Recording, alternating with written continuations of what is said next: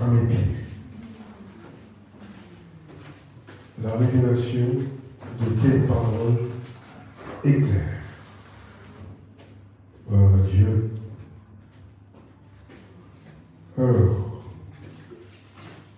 qui est dans la joie d'être dans la maison du Seigneur?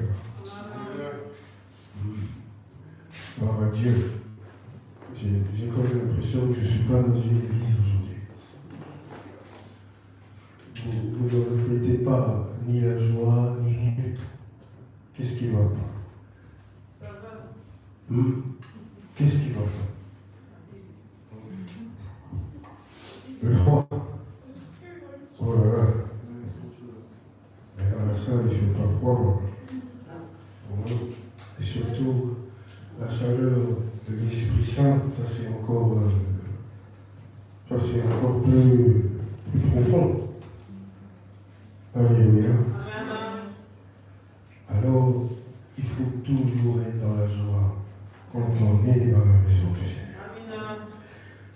S'il y a quelque chose que j'ai toujours conseillé, je le répète souvent, c'est quand tu as rendez-vous avec Dieu, ne pas jamais à côté de ça. Fais-le à 100% ou ne le fais pas. Alléluia. Parce que Dieu aime quand on se donne à 100%. Quand le cœur est complètement, totalement libéré de tout, alors là, on comprend beaucoup de choses. C'est très important. La chair est faible, mais l'esprit est disposé. Je peux être fatigué, malade, mais ça ne m'empêche pas de prier. Alléluia. Ça c'est important, je peux être couché sur mon lit, je ne bouge pas. Ma chair est tellement faible, lourde même. Mais mon esprit est en prière. Et je peux prier, passer des heures comme ça. Alléluia. Alors, il y a des choses qu'il ne faut pas oublier avec tous les enseignements que vous recevez ici. Et bien, tu seras impardonnable un jour devant le Seigneur parce que tu as tous les éléments qu'il faut qu'on te donne ici dans cette église pour t'épanouir dans la vie. Oui. Comprendre les dessous des cartes, l'esprit de discernement, comment les ténèbres préparent toujours des faux coups pour nous surprendre. On a tous les éléments possibles. Alors tu sais qu'une église est une grande bénédiction. Et quand je me dirige vers là, c'est important d'avoir un cœur préparé. Qui a dit Amen. Tu viens non pas pour un homme, mais c'est pour Dieu. Alléluia. Et c'est important de ne pas laisser la maladie, le chagrin, le froid, ceci, cela prendre le dessus. Alléluia. Sinon, c'est une terre qui n'est pas fertile. C'est difficile de jouir, de voir la vie de Dieu se développer quand il y a un certain nombre de choses qui nous bloquent. Alléluia. Et c'est important de se libérer. Il faut se libérer. Gloire à Dieu. Et de passer un moment dans la présence du Seigneur. Sinon, c'est la catastrophe. Amen. Alors, quand vous avez la révélation de certaines choses, ça nous pousse des fois. Tu vois? Parce que je ne veux pas faire plaisir à mon ennemi. Pas du tout. Et chaque jour, je demande à Dieu la force pour ne pas succomber. C'est important. Amen. Amen. Pour nous faire tomber en ce moment, le diable utilise la séduction et surtout la force. Alléluia. C'est comme ça. Quand je résiste à la séduction, c'est la force. Directement. Et là, c'est là que Jésus a dit à celui qui vaincra. C'est important. Alors, bien aimés dans le Seigneur, les temps sont durs pour tous les chrétiens du monde entier. Quand je parle de chrétiens véritables, je ne parle pas des soi-disant chrétiens, avec leur christianisme inspiré tout droit, tu vois, de l'enfer. Je parle des vrais chrétiens, des fils de Dieu. Vous voyez, ceux-là sont très combattus, très perturbés. C'est pour ça, depuis un moment, on essaie de comprendre un peu les enjeux. Qu'est-ce qui se passe? J'espère que tout ce qu'on se dit ici ne tombe pas dans l'oreille d'un sourd, d'une sourde. Parce qu'on sait qu'est-ce que ça veut dire quand cela ne trouve pas une bonne place dans nos cœurs. Il ne faut pas que tu sois un cobaye. Il faut que tu sois un acteur. Il ne faut pas qu'on vienne tenter des expériences sur toi. Parce qu'ils savent que la porte, de toute façon, elle est ouverte. Ils peuvent venir quand ils veulent et repartir quand ils veulent. Il ne faut pas que tu sois toujours quelqu'un qui va subir. À un moment, il faut que tout ça s'arrête. Mais il faut comprendre qui on est. Il faut comprendre sa position, la force qu'on a. Et on est passé en revue, et c'est ce qu'on va faire plus tard, très bientôt, parce que je vais déjà bientôt vous donner le programme de jeûne et prière avant d'aller toucher à ces dons spirituels. Comme je l'ai dit, chacun doit comprendre qui il est, qu'est-ce qu'il a. C'est important parce que comment veux-tu être utilisé efficacement si tu ne sais même pas ce que Dieu t'a donné. Tu vois? Si tu ne sais pas ce que tu as, si tu ne sais plus qui tu es, ça devient compliqué.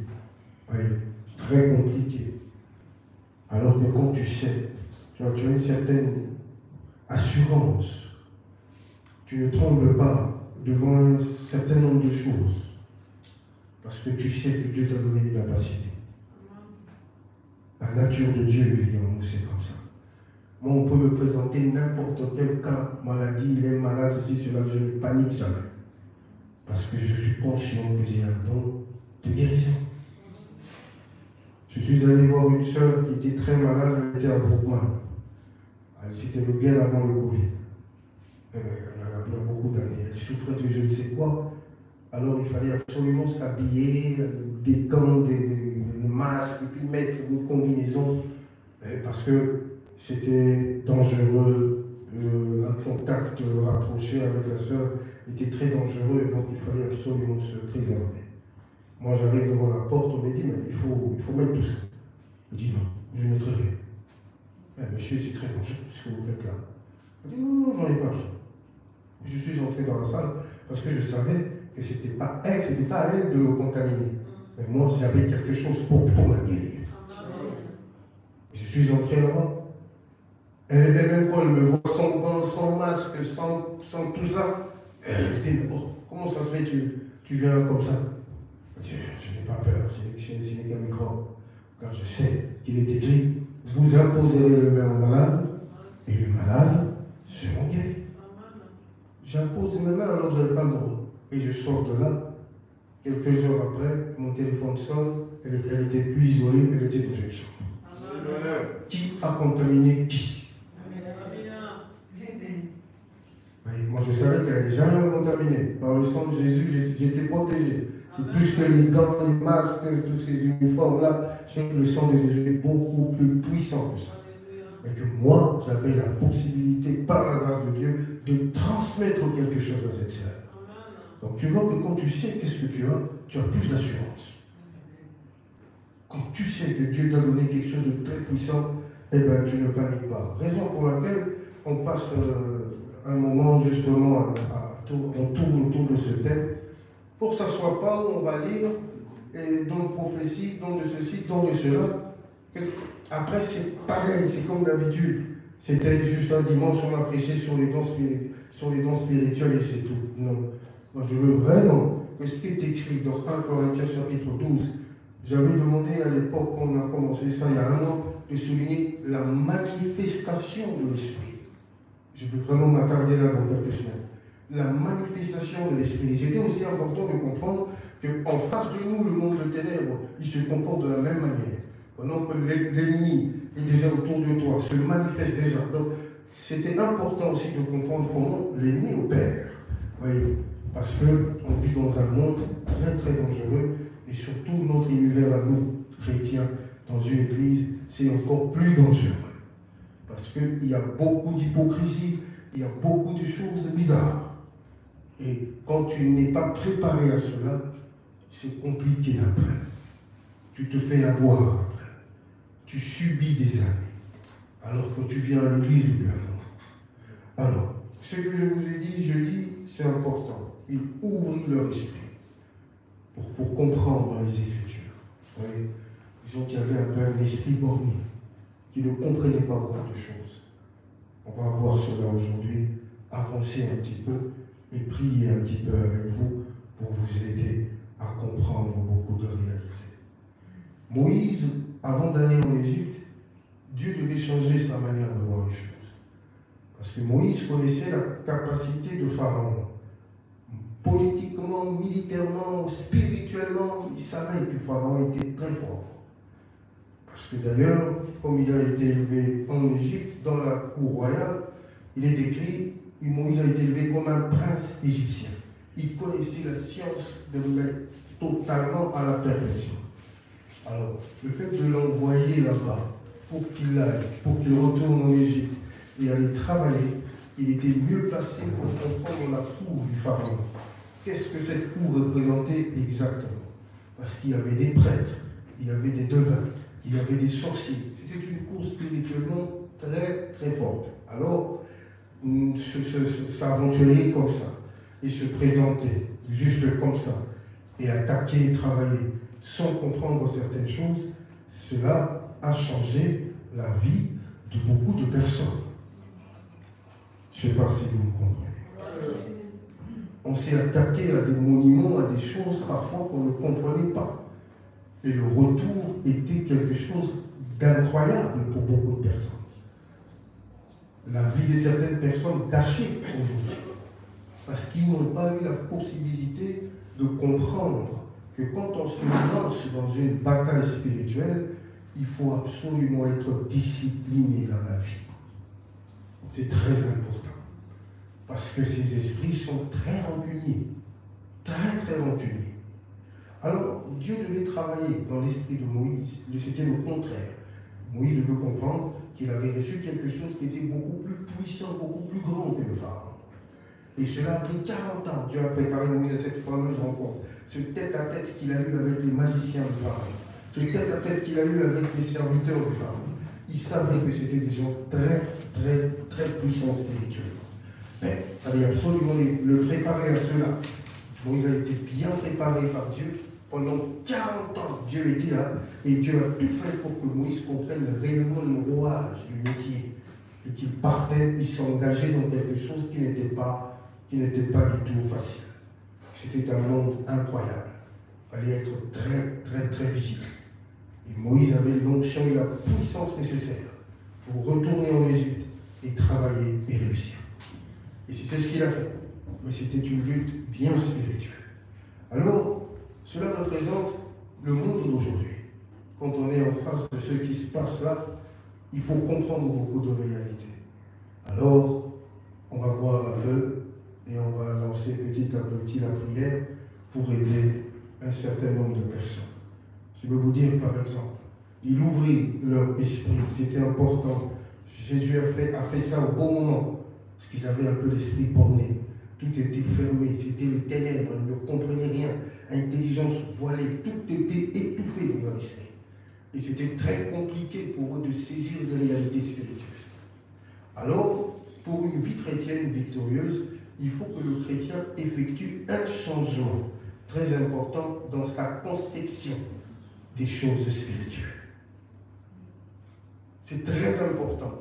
Dieu, ce n'est pas venir là, comme vous voyez mes frères là, ou vous derrière, placer les caméras. C'est pas ça Dieu. Si je vais à l'église avec ça dans mon esprit, c'est ça Dieu, placer les caméras, se mettre debout, donner de l'eau aux gens, donner la place aux gens, prier, chanter, c'est ça Dieu, tu te trompes énormément. C'est que tu n'as jamais vu Dieu, tu n'as jamais connu Dieu. Dieu est au-delà de toutes ces organisations humaines. Parce que ça, c'est nous. Ça, c'est notre organisation. Tu es là, tu es protocole, tu es ceci, cela. Ça, Dieu a donné ça, cette autorité au pasteur, cette autorité à l'homme d'organiser une église. Il ne descendra pas pour le faire à ta place. Il sait qu'il y a un certain nombre de choses ici que l'homme, il a donné l'intelligence et la sagesse nécessaire à l'homme, au pasteur ou à un dirigeant, à un berger, d'organiser, de ceci, de cela. Il se base, bien sûr, sur la parole de Dieu, mais c'est à l'homme d'organiser un certain nombre de choses. Quand il se trompe, Dieu intervient, là, tu commences à aller un peu loin. Ce n'est pas ça. Ça se passe comme ça, ça se passe comme ça, ça se passe comme ça. Donc, ce n'est pas cette organisation-là que l'homme a créée, tout ça. Ce n'est pas ça, Dieu. Ce n'est pas ça le monde des esprits. Ce n'est pas ça le monde spirituel. Ça n'a rien à voir avec ça. Il faut changer cette conception dans nos esprits. C'est très important et comprendre ce monde-là, comprendre l'esprit, mais dans toute sa complexité. Oui. Voyager et aller un peu au-delà de cette salle, et aller plus loin que ça. Alors que quand il y a des problèmes spirituels, c'est vrai que c'est difficile d'aller plus loin que ça. Et la force de Satan, c'est quand on est dans l'ignorance. C'est important. Alors, il faut changer notre conception des choses spirituelles. C'est important. Je vous ai vu ça avec vous dans la parole de Dieu. Un homme naturel ou un homme animal ne conçoit pas ces choses-là. Il ne peut même pas croire ça. C'est pas possible pour lui. Il écoute, ça se limite quelque part. Ça ne produit rien dans sa vie. Par contre, l'homme spirituel juge de tout, il est écrit. Oui. Lui, au moins, il a la capacité spirituelle d'aller plus loin. Quand on parle de jugement, ce n'est pas de pointer les autres du doigt, rien à voir. C'est une manière de dire, voilà, le discernement. Il sait faire la part des choses, il sait comprendre un certain nombre de choses. C'est pour ça qu'on se fait avoir énormément. Aujourd'hui, par exemple, le matin, c'est pour te montrer que des fois, on est esprit borné et surtout on dort. Ésaïe 42. Qui est sourd, mon serviteur, aveugle, mon serviteur. Dieu ne parle pas des païens. Il dit c'est mon serviteur, c'est ma servante là qui est sourde, c'est elle qui est aveugle. Alors que sous le vocable chrétien, on est là, on se pavane ici, mais malheureusement avec un esprit qui dort, totalement et complètement enchaîné, emprisonné. Oui. Alors, bien-aimé de Dieu, le Seigneur me montre une pièce. Je savais aussi que ce serait difficile aujourd'hui, comme le dimanche passé. Je vois une pièce. Et dans cette pièce, il y avait une dizaine de personnes. Je voyais ces personnes parler de nous. Et ils se transmettaient une forme d'électricité. Je voyais même l'électricité statique. Un peu comme la foudre. Je transmettais ça. Et il parlait. Et il y avait un au milieu qui était couché par terre. Et c'est lui qui comment dirais-je, faisait des incantations et il récitait une prière.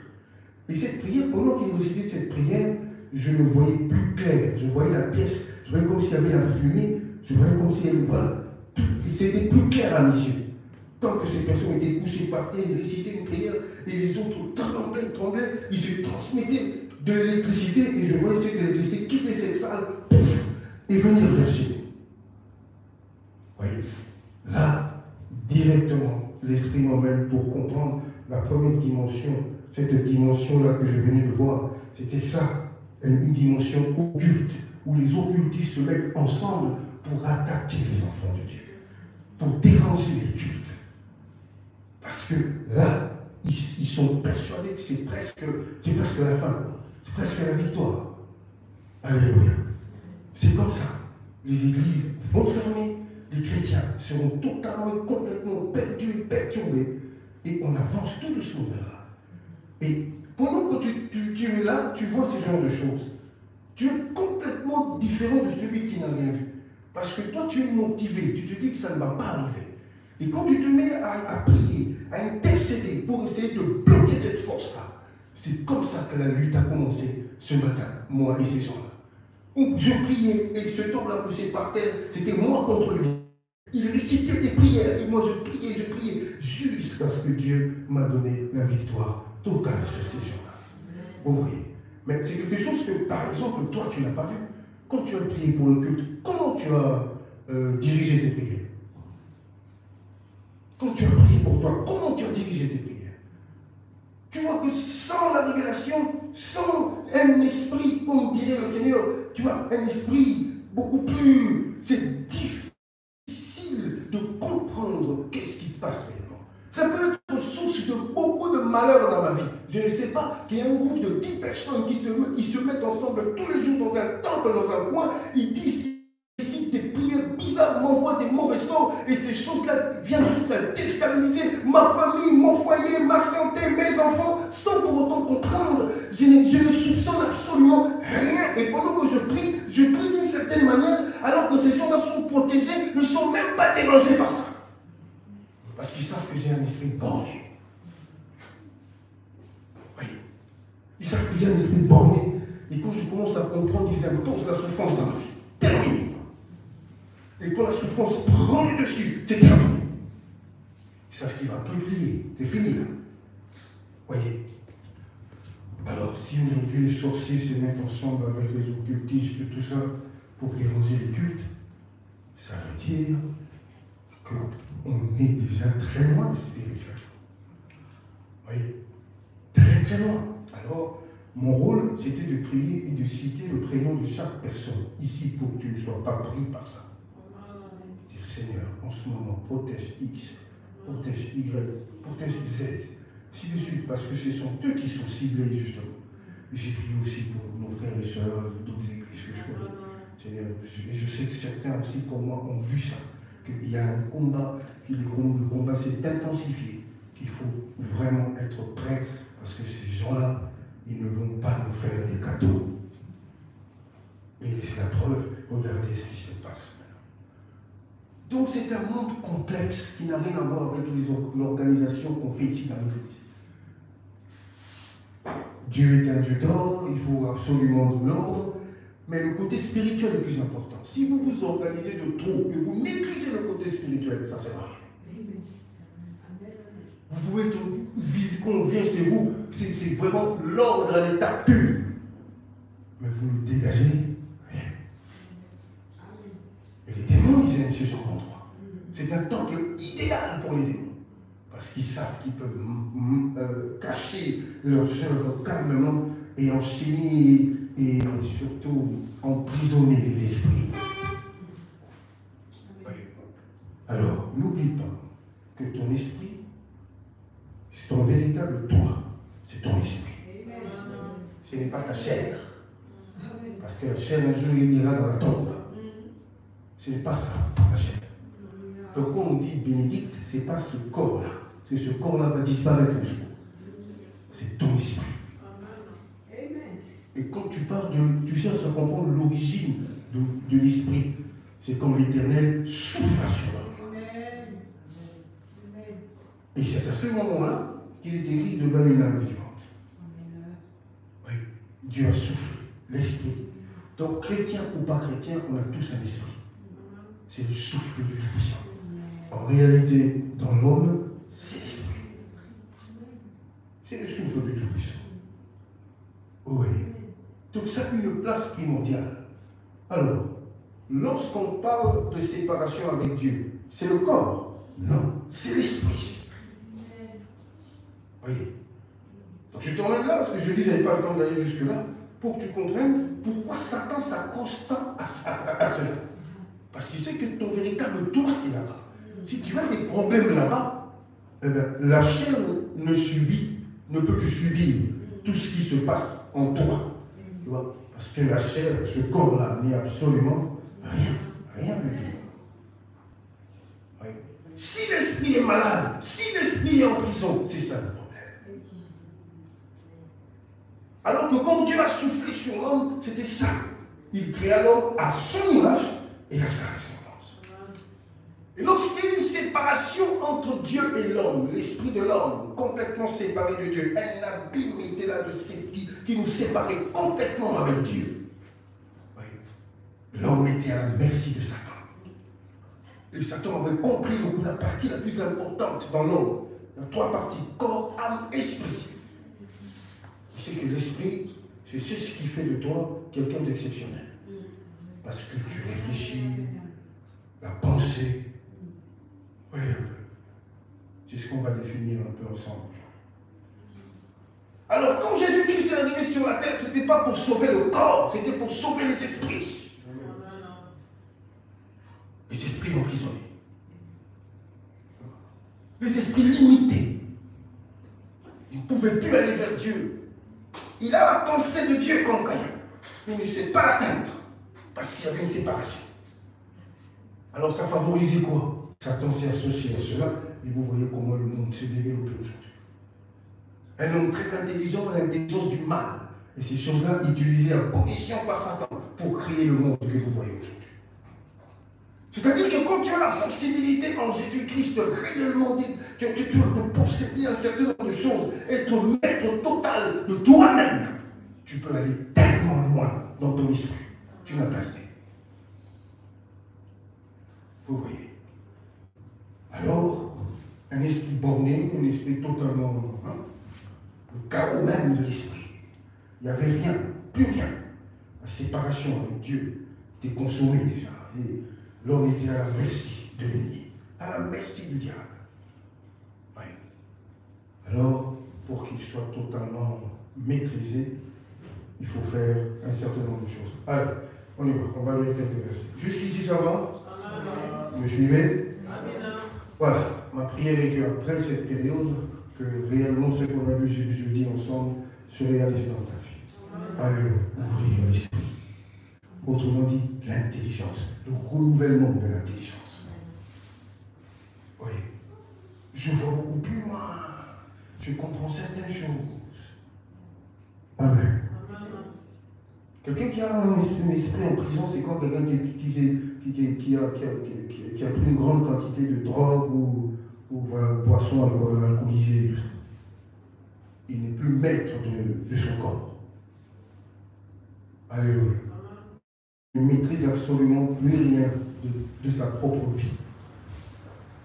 N'est-ce pas? Tout ce qui fait guidé par qui? Par le corps ou par la drogue. Amen. C'est ça. Tout ce qu'il fait. C'est l'exemple qu'on va voir aujourd'hui pour que tu comprennes qu'on ne peut pas s'épanouir avec Dieu quand il y a encore un certain nombre de choses. Et c'est ce qu'on fait pour vous aider à vous débarrasser de certaines choses.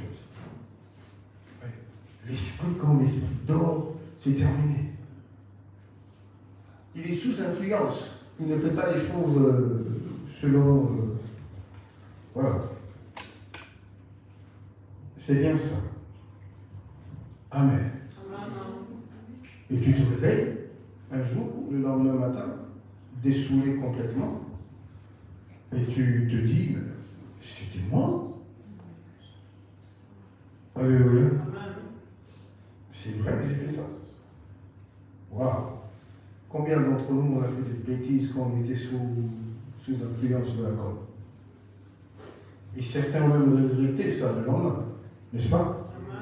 Waouh, j'aurais dû me taire, ça servait à rien.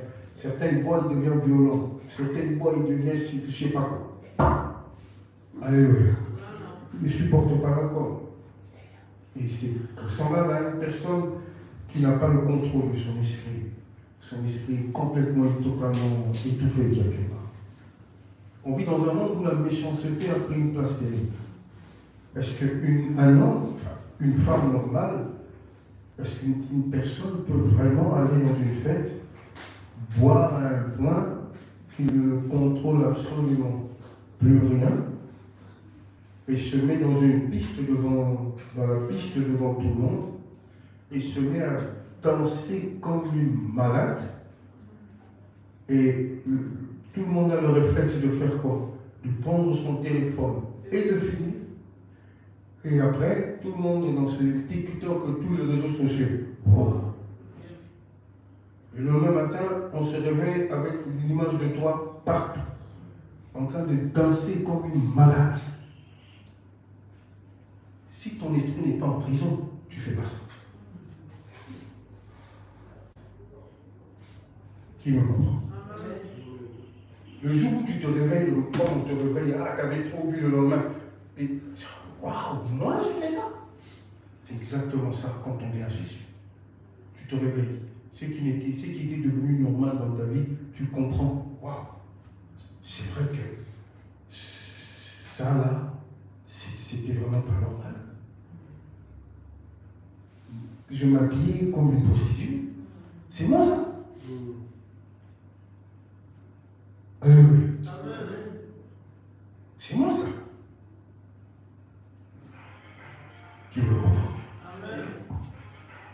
n'y a pas cet éveil-là, c'est très difficile. S'il n'y a pas ce réveil spirituel, Dieu réveilla l'esprit d'Achelus, c'est très compliqué de se corriger. Cette violence-là, c'était vraiment réellement, non? Vous voyez? Je deviens très violent, trop même. Bagarreur. C'était moi. Quelque chose qui fait fuir les autres. À un moment, c'est toujours la faute des autres. Et à un moment, il faut se dire, tous les amis partent toujours. C'est toujours la faute. Je n'ai vraiment rien à me reprocher. Les hommes, ils partent toujours, les femmes. J'ai vraiment rien à me reprocher. Écoute, on peut être beau, on peut être belle, mais si on a un mauvais caractère, cette beauté-là ne te sert à rien. Parce qu'un jour, la personne finira par se lasser de toi. Alléluia. C'est important. C'est pour ça que quand on a un esprit borné dodo, on se comporte d'une manière où tu ne maîtrises absolument plus rien autour de toi. Et tu te réveilles, tu dis, mais ça, c'est vrai que c'est pas normal. Je ne peux pas continuer comme ça. C'est pas normal. Et là, tu vois qu'un chrétien, la lumière t'éclaire de plus en plus. Tu commences à comprendre certaines choses. L'origine de certaines choses. Les échecs du passé. J'avais une part de responsabilité. C'est vrai que je ne voulais absolument rien faire. Quand j'arrivais à la maison, je balançais tout partout. La femme se plaignait tous les jours, tu es sale. Et je ne voulais pas écouter ça. Et un jour, elle est partie. Je refais la même chose, deuxième couple, troisième couple, quatrième couple. Oh, jusqu'au.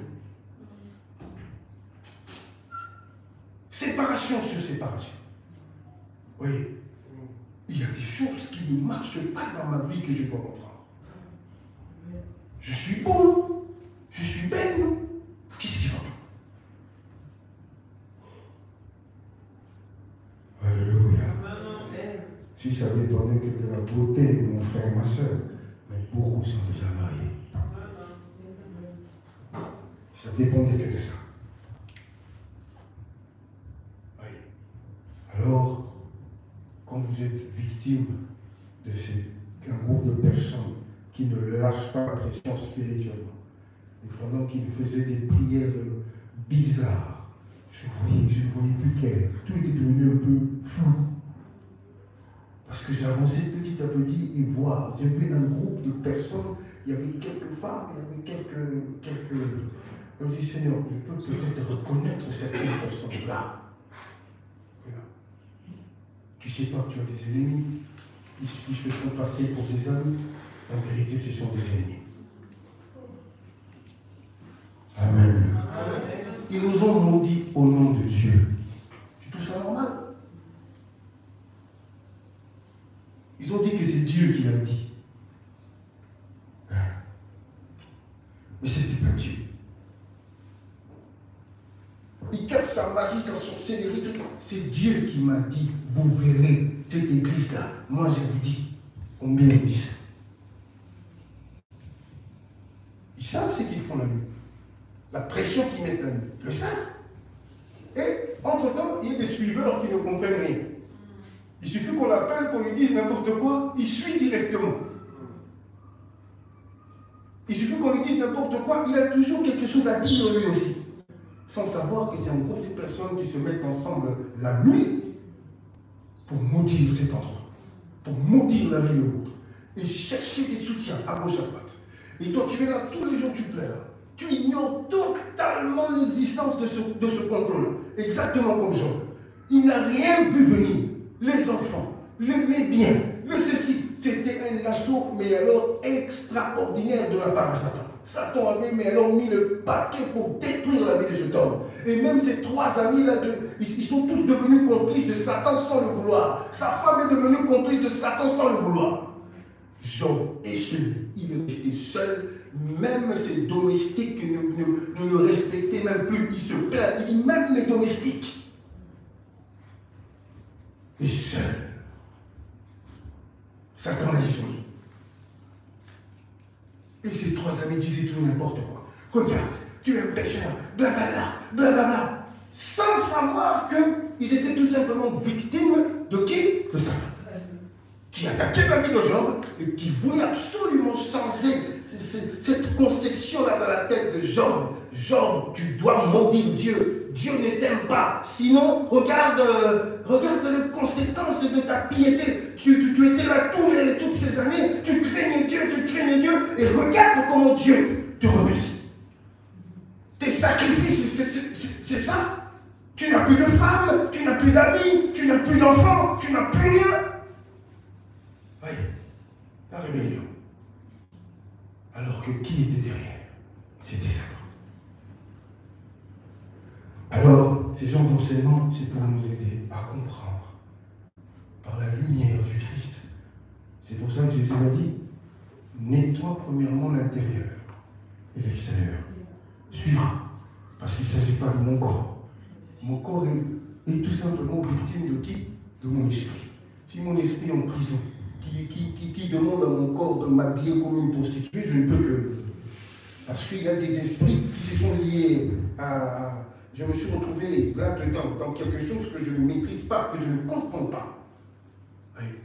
Et quand je reçois, pensée sur pensée, fais ceci, fais cela, va te mettre un tatouage sur la cuisse, sur la poitrine, mets un gros tatouage ici. Qu'est-ce que c'est que ça? Si ton esprit n'est pas en prison, est-ce qu'une femme normale peut se faire des choses comme ça?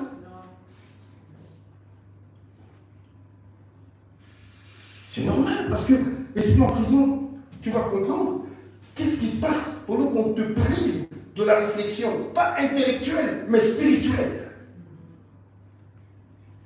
Intellectuelle, tu peux aller, tu es allé à l'école, mais spirituellement, tu n'es pas là. Tu es en prison. Je vais donner des signes. On y va, Actes.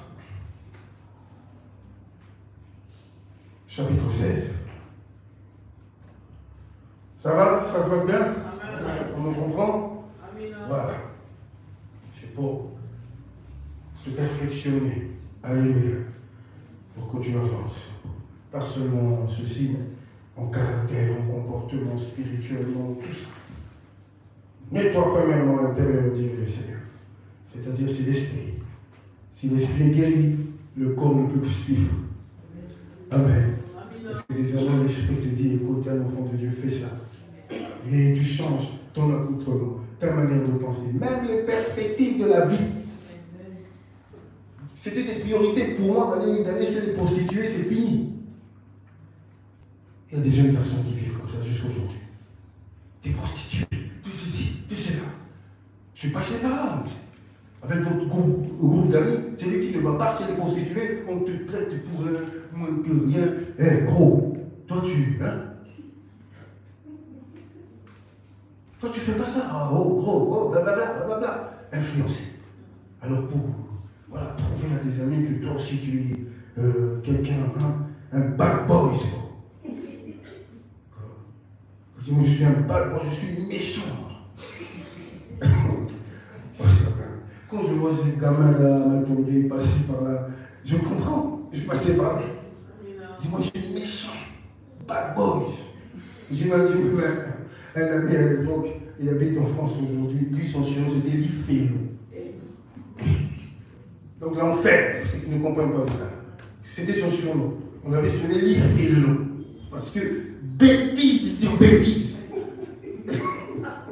Alors, avec toi, désormais, tu t'appelles l'enfer. Il dit, ok. Et il aimait ce surnom. L'Ifélo. À un moment donné, on a rajouté Satan. L'Ifélo Satan. Ah, bon, voilà, c'est pas possible. Alors, tu me vois encore dans ces choses-là aujourd'hui? Je dormais spirituellement. C'est pas normal. Surnommer quelqu'un l'Ifélo Satan. C'est incroyable. Il était sans pitié. C'est comme s'il n'avait pas d'humanité. Oui, c'est comme ces jeunes que je vois aujourd'hui. Pour tuer, pendre la vie de quelqu'un, c'est rien. C'est bien. Quand il va en prison, alors ça les nomme triple encore. Comment tu veux le punir alors que pour lui aller en prison, c'est pour qu'il puisse encore être encore plus, qu'on le craigne encore plus. Quand il sort de là, le lendemain, tu le vois déjà traîner. Dealer, tout ça. Voilà. c'est Jésus-Christ qui libère. Tu te réveilles comme quoi? Mais ces bêtises-là. Amen. Voilà. Moi je viens confesser mes péchés ici. Moi, je ne cache pas comme si je suis descendu du ciel. Non. J'étais aussi un garçon pas facile. Et aujourd'hui, je me sers de ça pour aider. Oui. Pour dire, tu ne peux pas être normal et faire ça. C'est ce que je vois aujourd'hui. J'ai des amis aujourd'hui, quand ils n'ont pas eu la grâce que nous, on a eu, des amis qui n'ont pas été encore appelés par Dieu, j'espère que ça viendra. La destruction de certaines personnes, mais c'est terrible. Parce qu'on faisait des choses, mais incroyables. Incroyables. Des partouzes, de ceci, cela, des viols. Et ça, c'était important pour nous de faire ça. Les filles souffraient quand on nous voyait, c'était vraiment la terreur. La terreur. Une fois, j'ai eu même une convocation de la justice de genoux, là. Mais cette convocation n'est jamais tombée entre les mains des parents. Quand on avait des gardes, tout ça, quand ils sont arrivés, les gardes ont pris, ah ok, ça va.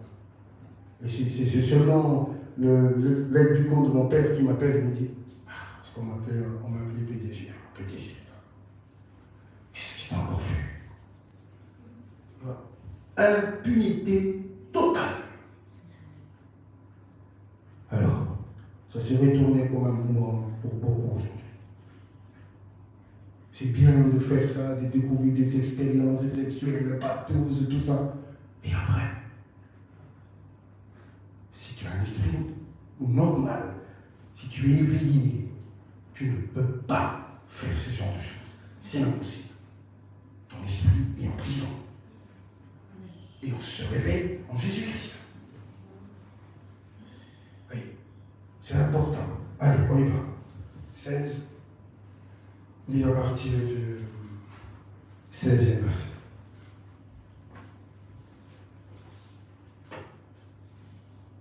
Parole du Seigneur. Amen. Comme nous allions au lieu de prière, une servante qui avait un esprit de python et qui, en devinant, procurait un grand profit à ses maîtres. Je veux juger ça, qui avait un esprit de python. Selon d'autres versions, on dit possédé par un esprit de python. Alléluia. C'est important. Donc, posséder, être au pouvoir d'une puissance. Je ne peux pas attendre. Être au pouvoir d'une puissance. Tu vois? C'est important. C'est son esprit qui est possédé. Est-ce que tu me comprends? Amen. Amen. C'est son esprit qui est possédé. Ce n'est pas son corps. Son corps suit tout ce qu'on lui demande de faire. Son esprit qui est possédé, et la Bible dit, par un esprit de python. Amen. Par un esprit de python. Et c'est difficile de discerner, de comprendre. C'est pour ça qu'on verra les dons spirituels, on comprendra. Je veux qu'on souligne déjà ça. Possédé par un esprit de python. Continue. Et qui, en devinant, procurait un grand profit à ses maîtres, vint au devant de nous, et se mit à nous suivre, Paul et nous. Elle criait, ces hommes sont les serviteurs du Dieu très haut, et ils vous annoncent la voie du salut. Elle fit cela pendant plusieurs jours. Paul, fatigué, se retourna et dit à l'esprit, je t'ordonne, au nom de Jésus-Christ, de sortir d'elle. Et il sortit à l'heure même. Les maîtres de la servante, voyant disparaître l'espoir de leur gain, se saisirent de Paul et de Silas et les traînèrent sur la place publique devant les magistrats. Merci, tu peux t'arrêter là. Parole du Seigneur. On connaît la suite. Après, c'était la prison. N'est-ce pas? Quand ils ont touché à l'esprit, comme je t'ai dit tantôt, qu'on n'est pas préparé pour certaines choses, parce qu'un esprit, tu ne le vois pas. Jésus a dit, c'est comme le vent qui souffle, l'enfant de Dieu qui vit par le Saint-Esprit. Tu entends le bruit seulement, tu sais d'où il vient, où il va. C'est tellement complexe, c'est important. Alléluia. Il y a un adage qui dit on peut emprisonner le corps, mais pas l'esprit. Il s'est totalement trompé, ce monsieur. Tu vois, les penseurs, hein, qui disent on peut emprisonner le corps, mais pas l'esprit.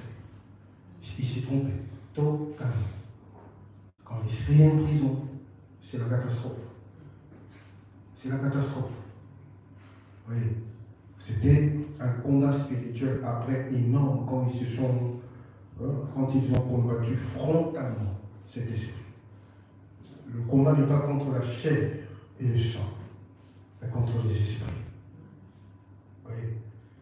J'imagine que ce serait toi, à la place, si tu étais, imagine à la place de Paul, à cette époque de la Bible de Silas, on voit une femme possédée, elle ne maîtrisait rien de sa vie, possédée par un esprit qui avait, quand il a vu Paul et Silas passer, sa réaction, c'était de suivre Paul et Silas. Oui. Possédée par un esprit. Et qu'est-ce qu'elle disait? Tout ce qu'elle disait était vrai. Elle n'a pas menti. Ces hommes sont des hommes de Dieu. Ils vous annoncent la voie du salut. On dit, écoutez, elle répétait ça à longueur de journée. Quelques jours après, Paul se dit, mais trop, c'est trop. Paul se retourne, sort, esprit impur. Alors même, l'esprit quitte le corps de cette âme. Oui. Le problème, ce n'était pas cette âme, mais c'était l'esprit. Parce que Paul ne s'est pas attaqué à cette âme. Cette âme ne faisait que suivre les injonctions de l'esprit. Et son esprit était emprisonné, possédé par un esprit de Python. Et cet esprit-là, pendant que cette dame parlait, disait des choses vraies. C'était vrai ce que ces gens-là disaient. C'est pour ça que Satan a compris notre monde d'aujourd'hui. Les gens, je pense, on a quelque part paresse intellectuelle, spirituelle, où on a envie de tout savoir à l'avance. On a déjà envie qu'on te dise que voilà, dans 2 ans, Dieu fera ça pour toi. Et pour que ça soit vrai, il faut aussi qu'on te dise un certain nombre de choses. Et les prophètes aujourd'hui, les prophétesses sont partout. Parce qu'ils ont compris cette faiblesse-là, cette lacune-là en nous. Parce qu'on ne sait pas faire la différence encore. Je te dis, quand tu as encore des problèmes comme ça spirituellement, tu ne peux pas t'épanouir avec Dieu. Quand tu es encore possédé par un esprit, tu ne peux pas t'épanouir. Parce que cet esprit, c'est le contraire justement de la révélation. Maintenant, comment faire la différence, un distinguo entre divination et révélation? Amen. Est-ce que vous êtes là? Alors, beaucoup de personnes aujourd'hui sont utilisées comme ça. C'est pour ça que je vous ai dit, il faut faire attention. Dans nos églises, dans nos entourages, tout ce qu'il y a tout autour de nous. Tu sens qu'il y a un esprit de Python qui règne et qui domine sur cet endroit-là.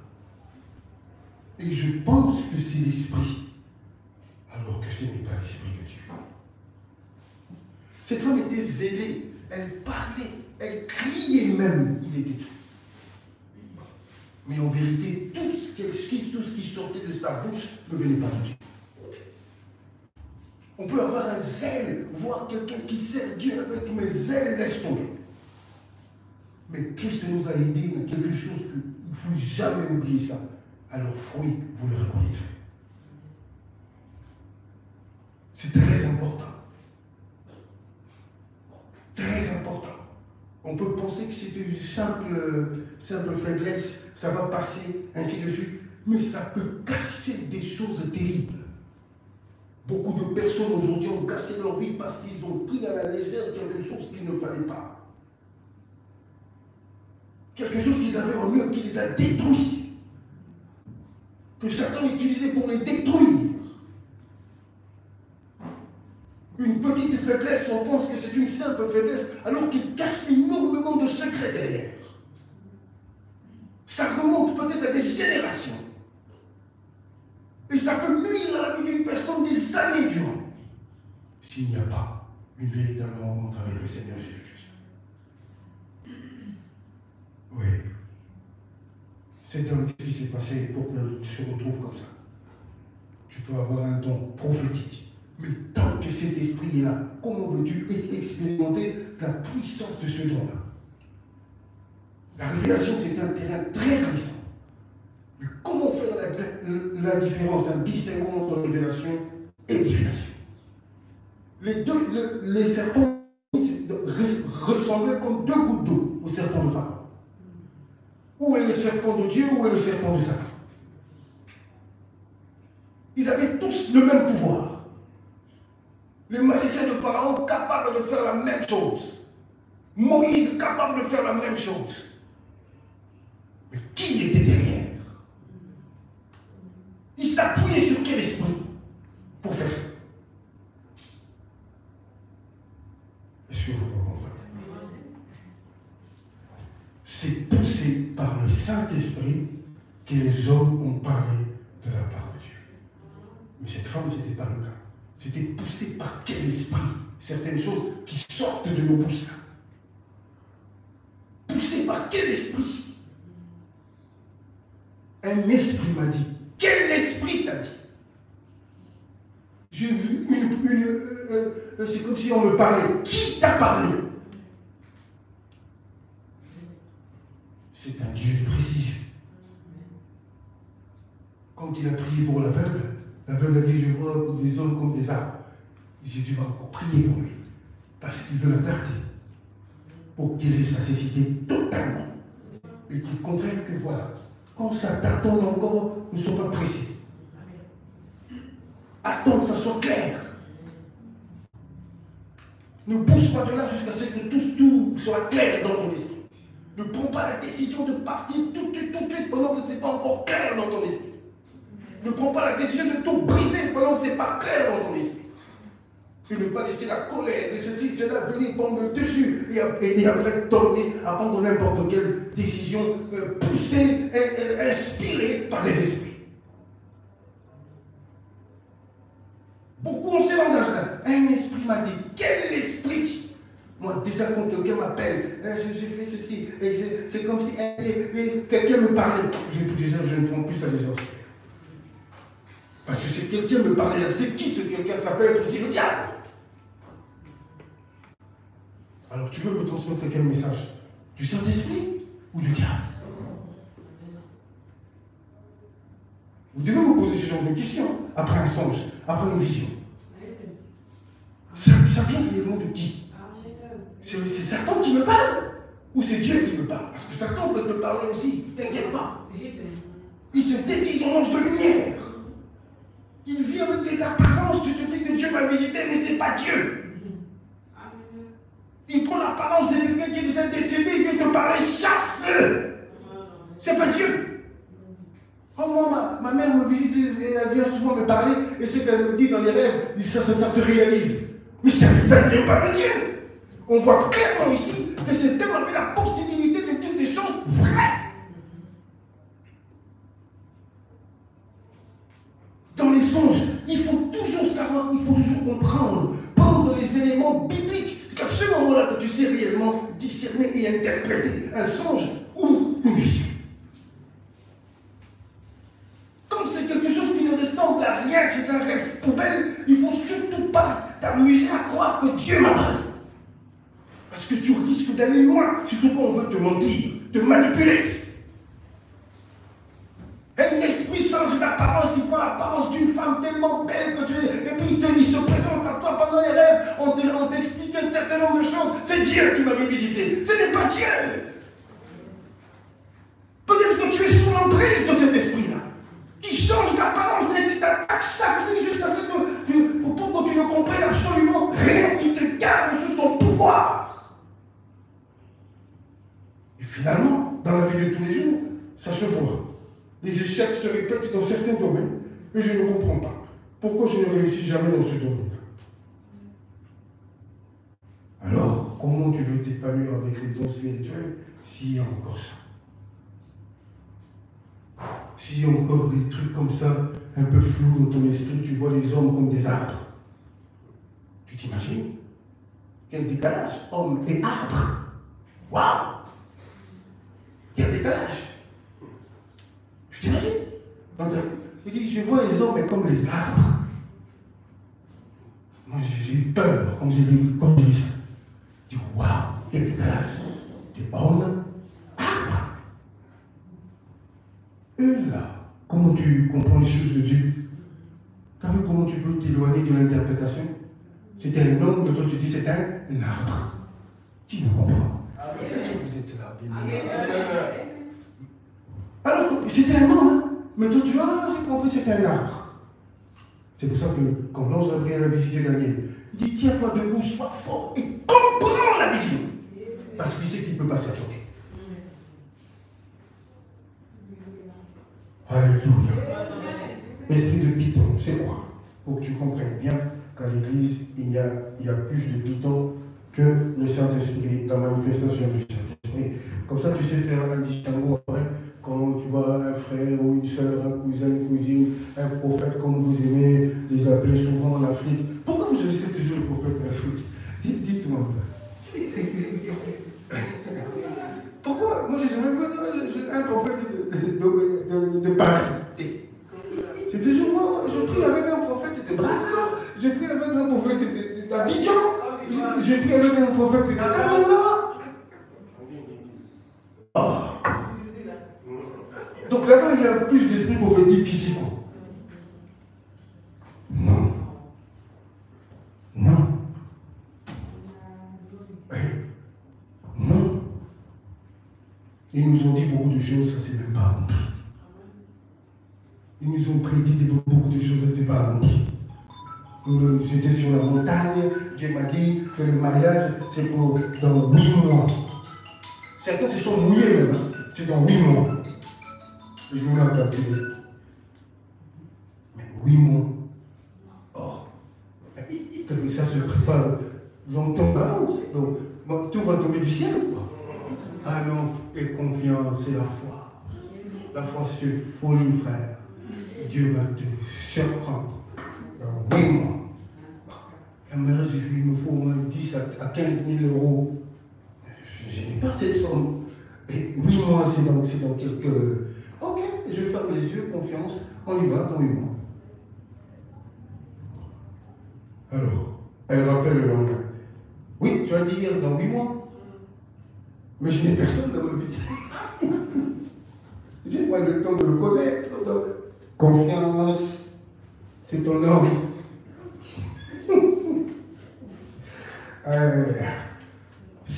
6 mots. J-1. Ah! C'est le mois prochain, mon mariage. On m'a dit confiance. Ok, confiance. Qu'est-ce que la Bible nous dit à ce sujet? Dieu avait tout programmé. Quand quelque chose qu'on te dit de la part de Dieu ne s'accomplit pas, c'est un faux prophète. C'est comme ça que tu fais un distinguo entre un vrai et un faux. C'est lui qui s'est mouillé, que ce soit à la télévision, que ce soit sur Internet. Oh non, on va vous chasser de l'Europe, dans 2 ans, il n'y aura plus un noir en Europe. Ça fait 4 ans que c'est déjà passé. Mais lui, il ne se tait pas. Il continue de passer à la télévision et de prédire l'avenir. Un véritable charlatan. Un véritable charlatan. Mais vous aimez ça. Amen. Alors, esprit Python, l'origine, c'était... Donc Python, esprit de divination, c'est-à-dire deviner. Esprit qui, selon la légende grecque, inspiré de vin. C'est pour ça qu'il y a les devins qui existent aujourd'hui, les diseuses de bonne aventure, tout ça, qui inspiraient les devins des gens de l'époque, à l'époque antique, hein, vous voyez, qui dans l'Antiquité prédisaient l'avenir. Donc quand tu allais là-bas, on te disait qu'est-ce qui va se passer, oracle de ceci, oracle de cela. C'est un esprit qui se prend pour Dieu, écrit, et qui révèle le secret. Amen. Tu as déjà participé à un culte où le prophète, ou soi-disant celui qui est devant, prophète ou je ne sais pas quoi, pour que tout soit vraiment impressionnant, des aptitudes. Bon, je vois une soeur ici qui est malade. Ma soeur, tu as un soutien-gorge bleu. Des trucs comme ça. Déjà, en tant que. Quand on est bien éduqué, bien élevé, en public, tu ne dis pas des choses comme ça. Déjà de là. Toi, tu représentes un Dieu qui est archi saint. Parce que le mot saint te dit. Il peut s'amuser à révéler des choses intimes comme ça. Vous comprenez déjà ce qu'est l'esprit qu'il a mis. Et quand tu dis, oui, c'est vrai que j'ai un soutien-gorge bleu. Waouh! Comment il sait? Ah, c'est un vrai prophète alors. Voilà. Alléluia. C'est un esprit qui donne des faux rêves. Tu comprends déjà, comme j'ai dit, dans une église, il y a beaucoup de personnes liées à cela, avec des rêves à tomber debout et de fausses visions. Tu reçois, tu vois, mais ça ne vient pas de Dieu. Tu comprendras maintenant quand on va définir le discernement des esprits. Ça va nous aider à comprendre. L'interprétation, c'est un don aussi. Interpréter les rêves, interpréter les langues. Oui. Dieu avait tout prévu. Tu peux acclamer pour le Saint-Esprit.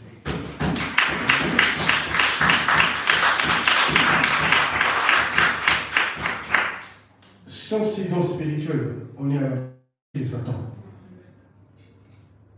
Vous vous imaginez? Alléluia. Un esprit qui révèle le secret, un esprit qui donne des faux rêves et des fausses visions. Il parle, il dit des choses vraies, mais ça ne vient pas de Dieu. Il a rêvé, c'est quelque chose qui s'est accompli après, et il fait confiance totalement après à ses rêves. Alors qu'il y a quelque chose qui ne va pas derrière. Elle était possédée par un esprit qui influençait tout ça dans sa tête, dans ses pensées, dans son esprit. Quand il dormait, tout, mais influencé par cette force, par cette puissance satanique. Oui. Tu peux avoir quelqu'un qui peut te dire des choses comme ça. C'est pour ça que même nous, pasteurs, on s'est fait avoir, beaucoup d'ailleurs. Une soeur, un frère, que tu penses à un ton de prophétie très, où tu fais confiance alors qu'en vérité, ce n'était pas. Qui te parle? C'est Dieu? Non. C'est l'Esprit qui est derrière qui te parle. Et si l'Esprit veut t'emmener vers lui, il fera de son mieux que ça se passe comme ça. Tu vas rêver de cette chose-là, tu vas rêver de ce temps-là, tu vas rêver de cette circonstance-là. Tout le temps, il sera désormais une confirmation dans ton esprit que tu es dans le bon chemin. Mais le jour où tu comprendras que ce n'était pas vrai, c'est le jour où le contraire va se produire. Tu risques de dire que je reste quand même ici parce que Dieu ne me mange jamais. Qui t'a dit que c'est Dieu qui t'a parlé? C'est comme ça qu'on a eu des spécimens qui sont venus nous voir. On va prier pour arracher cet homme-là entre les mains de cette femme. Parce que Dieu m'a dit que c'est l'homme de ma vie. Une femme mariée, oui, moi Dieu m'a montré, c'est l'homme de ma vie. Quand on va commencer, comment prier? Oui, moi j'ai vu ça, Dieu ne me mange jamais. Il avait 2, 3 en même temps, finalement il fait son choix. Il va avec l'autre. Et toi, oh non, Dieu m'avait montré, gna gna gna. On ne peut pas prier pour des choses comme ça. Vous priez, mais vous ne recevez pas. Parce que vous demandez mal. On a eu aussi des spécimens qui sont venus nous voir. Non, on se moque de moi dans la famille. Moi, je n'ai pas d'enfant. Moi, je vais avoir un enfant. Ok, calme-toi. Tu es marié? Non. Oh! On se moque de toi dans la famille. Et parce que tu n'as pas encore d'enfant, l'âge, j'ai 28 ans, j'ai pas d'enfant, voilà, c'est là. Qui t'a dit que c'était une compétition d'avoir des enfants? C'est des charges contre Israël. Tu es bien? Il faut faire les choses bien. Qui a dit amen? Programmer les choses. Tu as eu le temps de finir X. Maintenant, je vais aller là-bas. J'ai dit, ma soeur, reviens le jour où tu vas te marier. Peut-être qu'on n'aura même pas besoin de prier. C'est naturel, tu vas faire des enfants calmement. Quand tu auras un petit problème, on va briser ce blocage et c'est tout. Mais là, franchement, ce n'est pas le moment encore pour toi de te dire, voilà, il faut absolument un enfant, il me faut absolument un enfant. Non. Alors, comme moi j'ai dit non, allez, malheureusement, il y aura toujours un autre qui dira oui. Oui, oui, viens, Dieu, parfois, il fait des choses exceptionnelles. N'est-ce pas, il est souverain? Alors, comme il est souverain, il fait ce qu'il veut, il va te donner un enfant. D'ailleurs, je vois que tu auras un enfant. Amen. Je quitte l'église, bouger la table, je vais là-bas. Vas-y. C'est lui-même qui va te faire cet enfant. C'est là que tu comprendras. Alléluia. C'est très important. Il y a quelque chose aussi qui me choque, c'est de voir vos concerts actuels chrétiens. On a quitté le cadre spirituel, biblique et on est allé dans du n'importe quoi. J'ai vu ceux qui sont aussi là-bas, 50 €, au milieu 70 € et devant 100 €. Ah, bien-aimé de Dieu. Je ne sais pas, mon peuple périt faute de connaissance. Quand vous êtes en face d'un esprit qui vous manipule, si vous, quand toi tu payes 100 €, non, c'est lui qui a payé 20 €, vous le mettez au fin fond là-bas parce qu'il n'a pas de valeur. Donc c'est-à-dire que chacun aura sa dose d'onction. Celui de 100 € aura plus d'onction, et celui de 20 € aura moins d'onction. C'est ça. C'est pour ça. Je veux que tu répondes ceci à ces personnes. Si moi je viens, si je paye 100 €, c'est-à-dire VIP, comme vous le dites, c'est-à-dire je suis devant, toi tu es là, tu danses, moi je te regarde, je te présente ma patrie, regardez. Et toi, et la star, yes, et là, il n'a rien de bons amis. Yes, allez. Après, j'ai le droit d'aller dans tout ça, coulisses, ainsi de suite. Coulisses, ça aussi commence à te tripoter. C'est qui va passer sur Internet, il m'avait tripoté. C'est toi.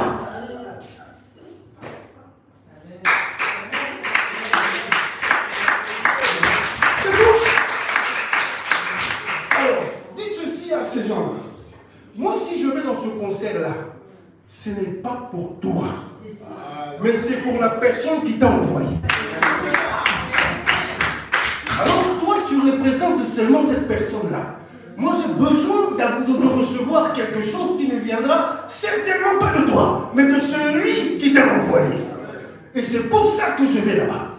Mais si je vais là-bas pour toi, qu'est-ce que tu vas me donner? Tu n'as rien à me donner. C'est Jésus qui me visite. Toi, Dieu t'a placé là pour bénir les autres. Jésus a dit, l'Esprit du Seigneur est sur moi pour faire quoi? Pour une bonne nouvelle aux pauvres. Moi, j'ai envie de prier. Moi, j'ai envie d'aller adorer. Mais je ne peux pas aller parce que la somme est incroyablement élevée. Donnez gratuitement. Vous avez reçu gratuitement. Je veux bien qu'on puisse payer, mais symboliquement, pour payer les musiciens, payer la salle, c'est important. Mais commencez à nous emmener dans des trucs VIP. On est dans le monde, mais alors à 100%. Ce n'est sûrement pas le Saint-Esprit qui a inspiré ça. Ce sont des esprits bizarres qui sont derrière, qui veulent gagner de l'argent derrière tout ça. Il n'y a que deux issues. Ou c'est un Tintin, il ne sait pas ce qu'il fait. Il est là que pour l'argent, ou c'est un serviteur du diable. Il n'y a que deux issues. Le plus important, c'est de donner. Mais pourquoi cette discrimination, distinction 100, 50, 20, 10 Oh Alléluia. personnellement, ça me scandalise. Lorsque Jésus-Christ est arrivé, c'était pour les pauvres. Et tu vois qu'une colombe, quand, après son baptême, on a vu une colombe. Le Saint-Esprit s'est manifesté corporellement. Une colombe, simplicité, pauvreté, ainsi de suite. C'était ça, Jésus qui a annoncé une nouvelle ère. Quand il est arrivé dans le temple, regarde, il trouve les vendeurs, les changeurs, tout ça, parce qu'il fallait se payer une bête et aller donner au sacrificateur, et finalement le sacrificateur sacrifiait pour toi. Et ceux qui n'avaient pas d'argent, les sacrifices acceptables du pauvre, c'était justement une colombe ou pigeon. Eux, parce qu'ils n'avaient pas d'argent. Alors ils pouvaient au moins prendre ça et aller donner au sacrificateur pour leur pardon. Et maintenant, ceux qui n'avaient pas d'argent, c'était devenu compliqué pour eux. Et Jésus a dit finalement, au lieu de te poser des questions, comment je vais faire pour aller offrir, moi je me donne pour toi. Comme ça, tu n'as plus à aller acheter des pigeons, tu n'as plus à aller acheter je ne sais pas quoi, pour adorer ou même pour être pardonné. Sinon, tu reviendras tous les sabbats, tu n'as pas d'argent pour le faire. Alors moi, je te donne gratuitement. C'est ma vie, c'est mon corps, c'est mon sang, gratuitement. Et tu ne reviendras plus jamais ici pour acheter du je ne sais pas quoi, parce que moi, j'ai déjà payé pour toi. Et il envoie des serviteurs aller prêcher par la musique et ils font des bêtises comme ça. Où est la différence entre eux et nos frères de là-bas? Alors arrêtons de critiquer nos frères de là-bas. Parce qu'ils sont totalement... C'est pas rien, il n'y a plus de différence. Non, c'est pas bien. Ouvrez les portes, Dieu va vous bénir. On va vous bénir, c'est important. Il est écrit, l'ouvrier mérite son salaire. Mais commencer à raqueter les chrétiens comme ça c'est quelque chose d'incroyable. Tu payes 100 €, tu sors de là avec rien. Parce que tu es allé voir l'homme. L'homme, il ne va rien te donner. Mais celui qui était derrière là-bas, il n'avait pas d'argent. Lui, il est venu chercher Jésus à travers qui? Toi. Alors, si vous voulez attirer Dieu, il faut faire les choses selon la Bible. Quand vous sortez de ce contexte-là, le Saint-Esprit n'est plus là. C'est seulement une musique que vous allez danser.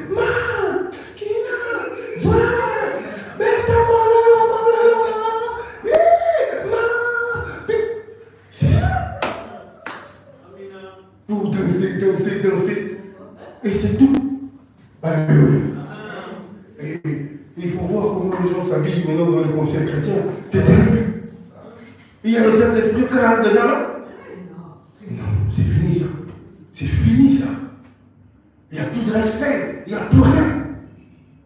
On a perdu les bases, il n'y a plus rien. Oui. C'est important de garder, donner comme Jésus avait dit. Alléluia. Gratuitement. Parce que quand il a dit donner gratuitement, parce que lui, il s'est donné. Alléluia. Le sacrifice acceptable du pauvre, la colombe. Et Jésus lui-même sacrifié sur la croix pour éviter ce genre de choses. Alléluia. Toi qui n'as pas d'argent, tu peux venir. C'est comme ça. Amen. Amen. Qui a compris? Amen. Alors, partagez ça. Pour que les gens puissent se retrouver dans des endroits comme ça, par pur fanatisme. Et croyez-moi, certains vont me critiquer. Ils exagèrent. Non. C'est pas comme ça. Je viens de donner la révélation de Jésus-Christ lui-même, colombe, qui s'est sacrifié sur la croix pour donner à qui? Aux pauvres. Une bonne nouvelle aux pauvres. Tu n'auras plus à acheter quoi que ce soit. Moi, je me donne pour toi. Si tu crois en moi, c'est terminé, tu as la vie. Tu ne payes plus rien. Parce que lui a payé le prix. Alors, symboliquement, on veut bien payer. Mais histoire de VIP, on a basculé dans les ténèbres totales. Parce qu'il n'a rien à nous donner, lui. Il n'a rien. Sinon, allez regarder ses baskets, sa chemise Versace et ses lunettes. C'est tout. À part ça, je ne vois pas pourquoi j'irai là. Il n'y a pas Jésus, je vais aller faire quoi? La musique du frère Trésor me suffit ici. Je n'ai pas besoin d'aller quelque part où on me met là-bas parce que j'ai payé 20 €. Je suis désolé. D'ailleurs, est-ce qu'il y a encore 20 € dans les tarifs? Ça commence à vous dire.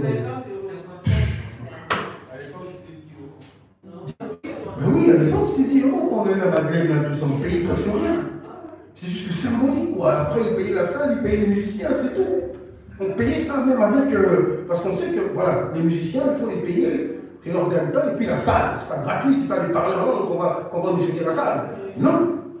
Mais tu sens que c'était juste symbolique. Juste payer les musiciens, et puis payer la salle. Puis voilà, là, c'est plus symbolique. Là, quelqu'un veut s'enrichir. Il se sert du nom de Jésus pour s'enrichir. Quelqu'un veut s'enrichir. Alors là, il est écrit dans la parole de Dieu, c'est plus un serviteur de Dieu. Il sert son ventre, il ne sert pas Dieu. Oui, c'est comme ça que ça se passe. Oui, alors ne tombez pas dans ces histoires. Acte chapitre 19.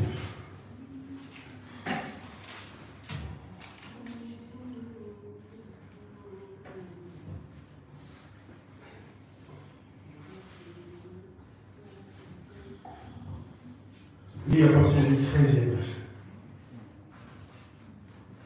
Parole du Seigneur.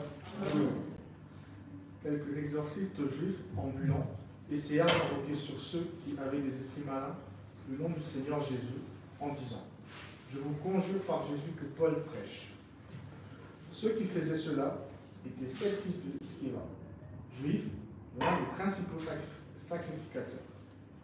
L'esprit malin leur répondit « Je connais Jésus et je sais qui est Paul. Mais vous, qui êtes-vous » Et l'homme, en lequel était l'esprit malin, s'élança sur eux, se rendit maître de tous deux, et les maltraita de telle sorte qu'ils s'enfuirent de cette maison, nus et blessés. Cela fut connu de tous, de tous les Juifs et de tous les Grecs qui demeuraient à Éphèse. Et la crainte s'empara de tous, et le nom du Seigneur Jésus était glorifié.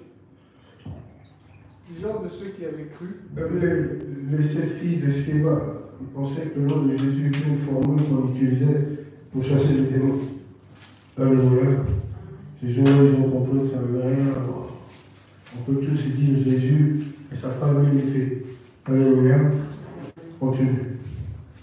Plusieurs de ceux qui avaient cru venaient confesser et déclarer ce qu'ils avaient fait. Je veux que tu soulignes ça. Plusieurs de ceux qui avaient cru venaient confesser. Vas-y. Et déclarer ce qu'ils avaient fait. Et un certain nombre de ceux qui avaient exercé les arts magiques, ayant apporté leurs livres, brûlèrent devant tout le monde. On en estima la valeur à 50 000 pièces d'argent. Tu as vu, pour le salut, ils étaient prêts à gaspiller une somme terrible, ça ne représentait plus rien à leurs yeux. Le salut de l'âme, très important. Ils ont compris la pauvreté, ils étaient pauvres. Ils pensaient être riches avec cette magie-là, tout ça. Ils ont dit en vérité, on est pauvres. Continue. C'est ainsi que la parole du Seigneur croissait en puissance et en force. Je veux que tu soulignes ça, relis ça.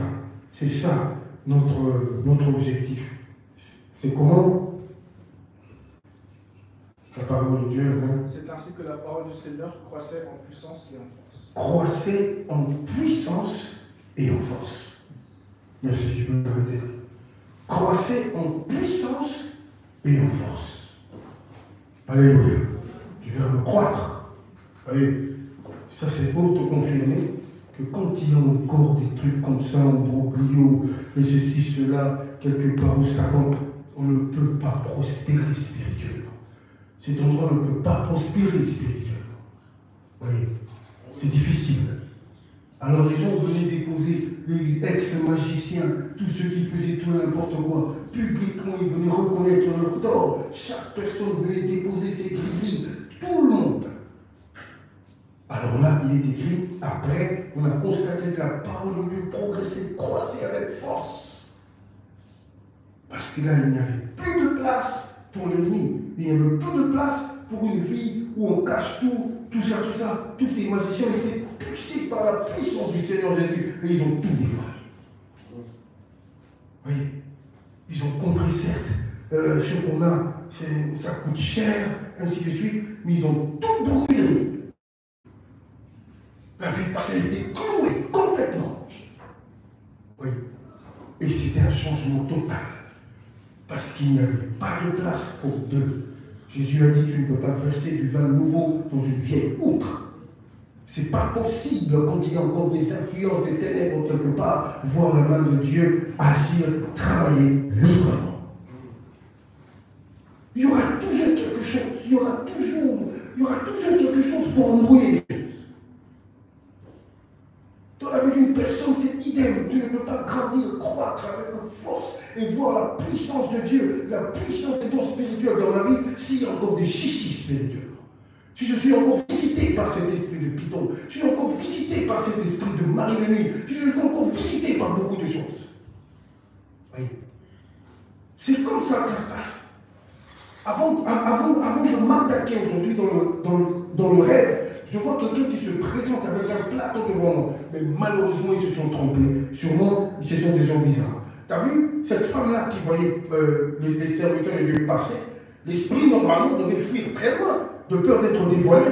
Mais il était sûr que même les serviteurs n'allaient jamais comprendre la ruse. C'est ce qu'ils ont dit, on va dire la vérité. Pendant ce moment-là, on va se cacher derrière ça et ils ne verront que du feu. Alors, après le départ de Paul et Silas, qu'est-ce qui allait se passer? Cette femme-là allait prospérer là.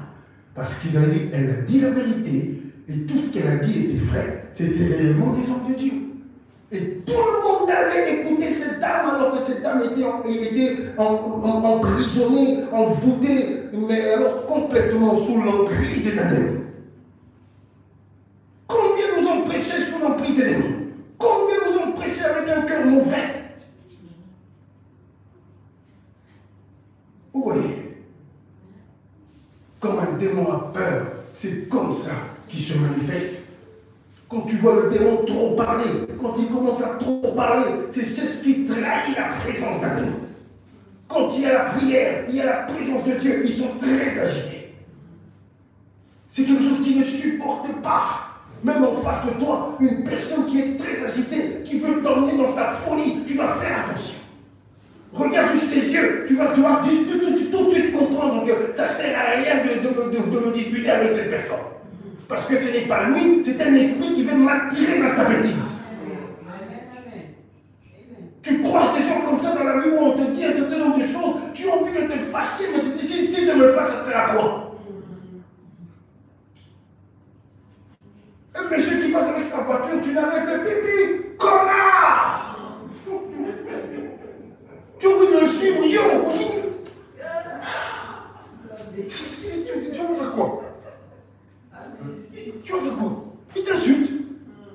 Le feu passe au vert, tu traînes une espèce, 1-2 secondes, connard! Et tu le suis dans sa folie, c'est parti. C'est parti, hey, descends de ta voiture si t'es un homme! Viens là, tu vas voir gros, je vais te tuer! Répète ça si t'es un homme, répète! Ok. Alors que c'est juste une maîtrise de soi. Il y a certaines personnes qui méritent ton silence, s'il te plaît. Amen. Beaucoup dans la vie méritent rien d'autre de ta part que ton silence. C'est un silence qui parle plus que je ne sais quoi. Ils vont te provoquer pour t'emmener à réagir. Ne réagis pas. Ils vont te traîner dans la bonne réputation. Celle-là, c'est une prostituée, quoi. Ne réagis pas. Certaines personnes, c'est le silence. Réponds par le silence. Ça ne sert à rien. C'est ce qui montre désormais la maturité dans l'esprit d'un enfant de Dieu. Vous voyez? C'est très important. Ouais. La maturité commence à grandir. Il ne réagit plus à tout ce qui bouge ici. Dis ce que tu veux. Tout ce que je sais, Dieu est avec moi. Dis ce que tu veux. Oui. Alors, c'est comme ça que vous évitez d'entrer en collusion avec des esprits qui passent à gauche à droite juste pour nous déstabiliser. C'est important. C'est pour ça que Jésus-Christ, quand on l'a arrêté, il disait rien. On lui posait des questions, c'est silence. Mais tu parles pas. Je vais te dire quoi? Tout ce que je veux te dire, si tu ne vas rien comprendre de toute façon. Fais ce que tu vas faire. De toute façon, c'est le temps des ténèbres. Je suis venu ici pour ça. Voilà. Il ne réagissait que quand on lui posait une question sensée. Mais quand tout le monde lui posait des questions sur les mensonges de Judas et tout ce qui venait, silence. Je ne peux pas répondre à cela. C'est n'importe quoi. C'est un mensonge. Oui. Alors, c'est comme ça que beaucoup ont été piégés aujourd'hui. Il a tué sans le vouloir, il a tapé sans le vouloir, tout ça, c'est arrivé, c'était un accident, c'est de suite, on t'a poussé, voilà. Maîtrise de soi.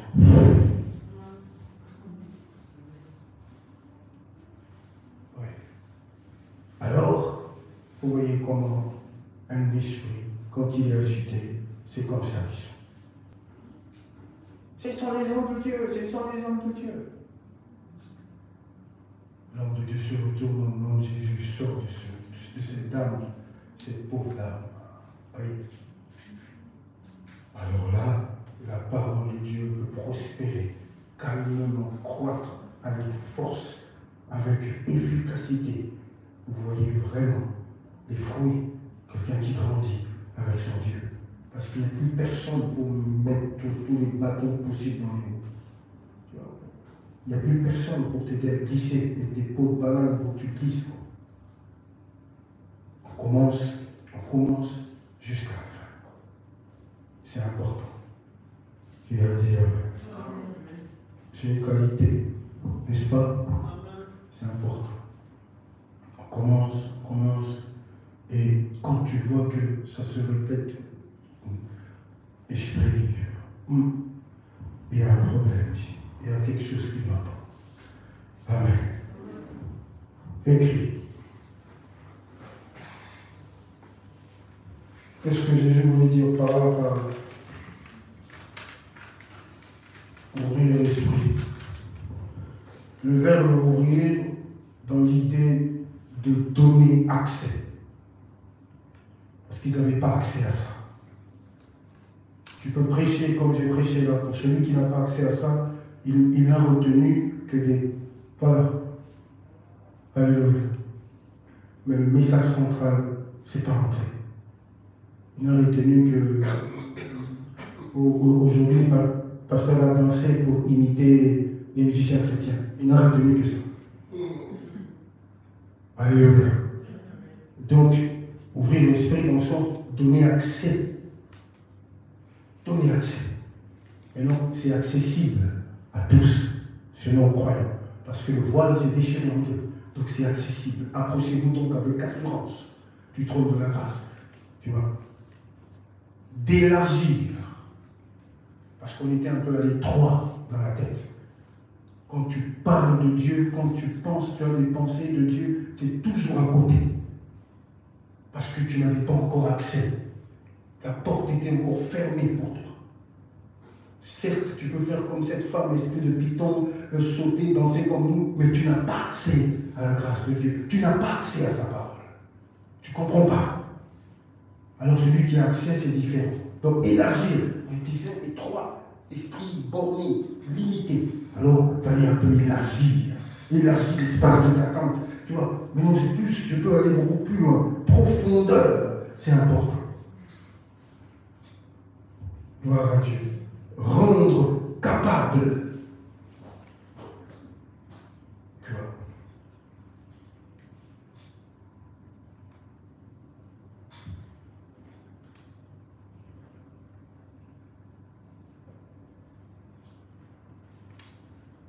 Rendre capable de connaître, de comprendre, de penser. C'est pour ça, méditer, c'est une réflexion profonde. Réfléchir profondément quand on lit la Bible. Tu peux lire 10 versets, tu n'as rien compris. Quand tu finis cette lecture-là, tu fermes la Bible, rien n'est resté dans ça. Oui. C'est ça que pour qu'ils comprennent, ils ouvrent l'esprit. Maintenant, vous allez comprendre, comme j'ai dit tantôt. Il y a certaines choses qu'on faisait. Aujourd'hui, quand tu regardes dans le rétroviseur de ta vie, c'était moi, esprit. Je dis, mais je ne pourrais pas faire ça, je suis désolé. Tu n'as plus ce niveau-là. Donc là, une personne d'il y a 10 ans, c'est que ça devient compliqué. Je comprends maintenant beaucoup de choses. J'ai la possibilité de penser. Parce que quand la pensée là, est complètement enfermée, si notre évangile est encore voilé, c'est pour ceux qui périssent, les incrédules dont le Dieu de ce siècle a aveuglé l'intelligence. Pourquoi? Pour ne pas voir briller la gloire, l'éclat de l'évangile. C'est-à-dire quand cet éclat-là est étouffé, l'évangile devient fade. Ce qui fait la force de l'évangile, c'est l'éclat que projette cette parole. C'est cet éclat-là qui vient dans nos cœurs, comme David dans le psaume 119. Ouvre-moi les yeux pour que je comprenne les merveilles de ta loi. Parce que si les yeux sont encore comme ça, si tu es aveugle, tu lis blablabla, tu ne comprends pas ce que tu dis. Tu ne peux pas aimer quelque chose qui ne te fait rien. Tu es indifférent, ton âme est indifférente. Alors que cela protège une force spirituelle qui a changé la vie des millions de personnes. C'est pour ça que Jésus veut donner accès à ces gens-là. C'est important. Rentrez maintenant, parce que pendant tout ce temps, tu étais encore un disciple, tu tournais, tu apprenais. Maintenant, regarde, ouvre les yeux, regarde. Ta parole est une lampe à mes pieds qui éclaire mes sentiers. Ta parole, révélation, qui éclaire et donne de l'intelligence. Tu deviens intelligent. Comme je dis, quelqu'un qui a les dons de révélation, Dieu lui a toujours donné cette capacité. Parce que révélation, on verra ça plus loin, c'est lumière qui dévoile tout ce qui est caché, fermé, bloqué autour de toi. Et si tu vis dans les ténèbres, c'est différent. Le peuple longtemps assis dans les ténèbres a vu se lever une grande lumière. Et quand on est longtemps assis dans les ténèbres, c'est un problème. Parce que tu vas t'habituer avec ça. Tellement tu es resté là-bas, tu ne sais même plus savoir si c'est blanc, si c'est noir. Tellement tu vis là-bas des années dans cette prison-là. C'est une prison, mais c'est devenu normal pour toi parce que c'est ta vie de tous les jours. Comment tu peux accepter d'être prisonnier? Comment tu peux dire oui à quelque chose qui normalement tu devrais dire non? Une prison à ciel ouvert. Et quand Jésus-Christ s'est arrivé, c'était justement pour briser ça, cette prison, restaurer, guérir l'âme, l'esprit, pour que l'esprit quitte cette prison-là et qu'il soit libre comme l'air, comme Dieu l'a créé. Tout ce que Satan a volé, l'intelligence, l'ingéniosité, tout ça, Satan a volé ça. Parce que lui, c'est les ténèbres. Il est le plus porteur de lumière. Lui, c'est le prince des ténèbres. Il se sert de l'homme, de l'ingéniosité de l'homme, de l'intelligence de l'homme pour faire tout ce qu'il fait. Et si l'homme comprend sa place, il ne sera plus jamais manipulé par Satan. C'est pour ça qu'en Jésus-Christ, on a besoin de créer des futurs cadres. Quand tu vas à l'école, tu es seulement en train de te préparer pour un futur fonctionnaire. Du système. Celui qui va à l'encontre du système ne trouvera jamais sa place là-dedans. Qui meurt. Oui. Et après, la lumière éclaire. Oh, je comprends. Tu vois, je suis incapable de comprendre mes erreurs, mes failles. Alors que j'étais comme un drogué. Je faisais des choses que je ne maîtrisais pas. Je disais des choses que je ne maîtrisais pas. Connaître un certain nombre de choses. Penser. C'est important. Comprendre. Comprendre, ça a plus d'impact. Oui. Et tu vois plus clair. Ah oui, c'est vrai.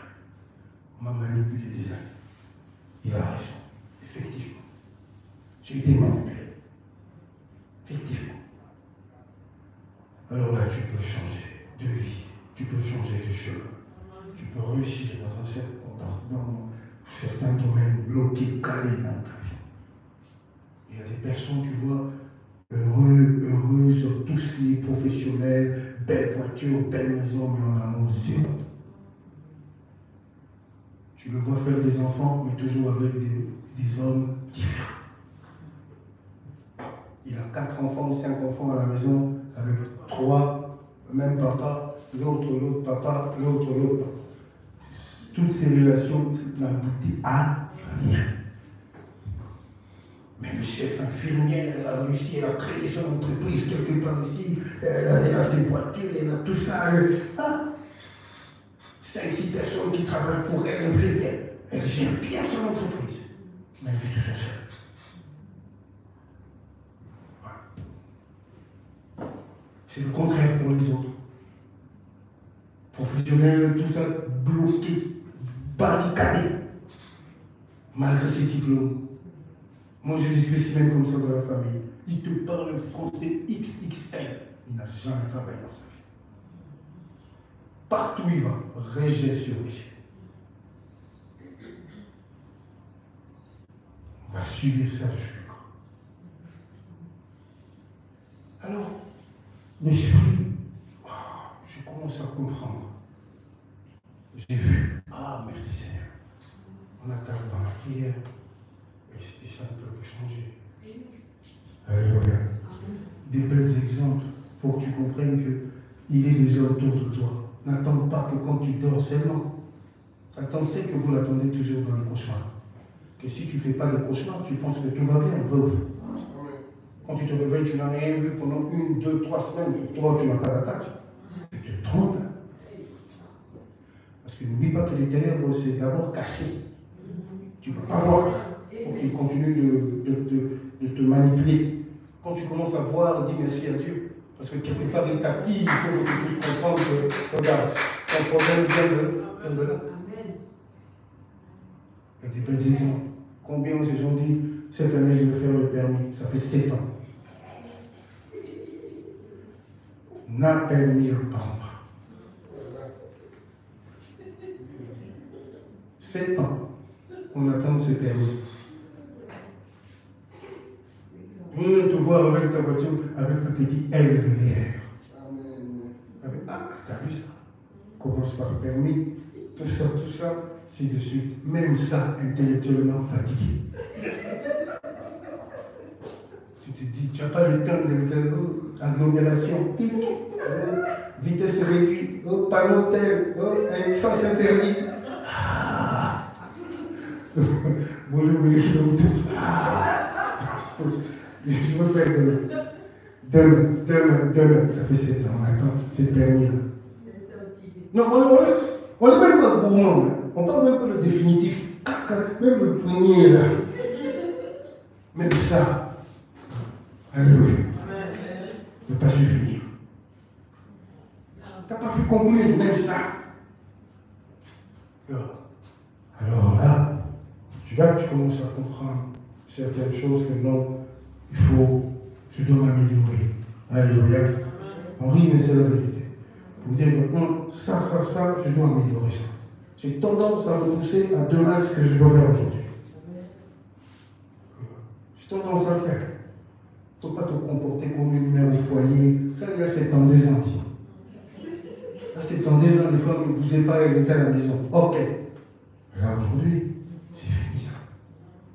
On veut des femmes dynamiques. On veut vous voir très très loin. On veut vous voir dans des postes surélevés. Tout en gardant votre attitude de chrétienne à la maison et à l'église. Et quand tu es là-bas, tu commandes même les hommes. Parce qu'on ne va pas te dire, femme, soyez soumise à ton collaborateur. Non. Là-bas, il n'y a pas de soumission.